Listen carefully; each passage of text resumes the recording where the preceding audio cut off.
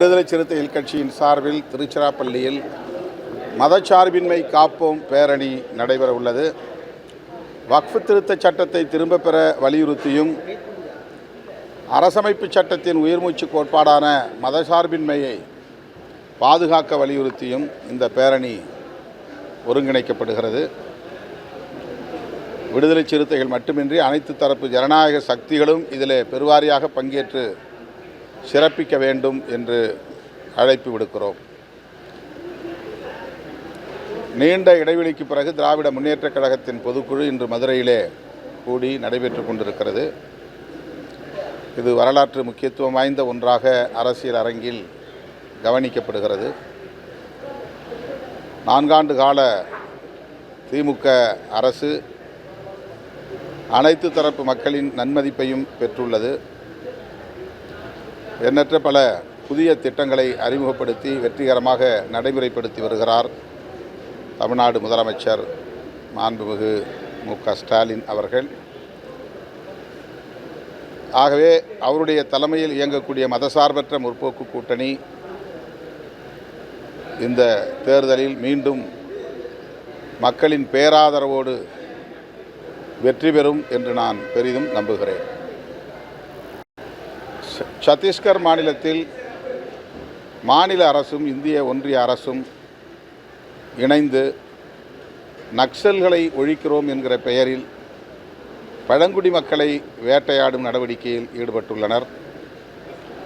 அங்குள்ள ஆதிவாசிகள் கனிம வளங்களை பாதுகாப்பதற்காகவும் இன்ன பிற இயற்கை வளங்களை பாதுகாப்பதற்காகவும் தங்களுடைய வாழ்வாதாரங்களை பாதுகாப்பதற்காகவும் தொடர்ந்து போராடி வருகின்றனர். அவருடைய அறவழி போராட்டத்திற்கு அங்குள்ள மாவோயிஸ்டுகள் ஆதரவு நல்கி வருகிறார்கள்.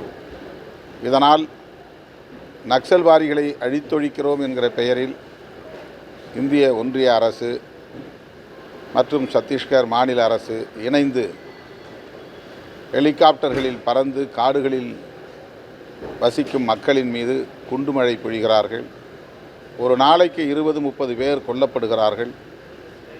கொல்லப்படுபவர்களில் பெரும்பான்மையானவர்கள் உழைக்கும் ஆதிவாசிகள், வனவாசிகள்.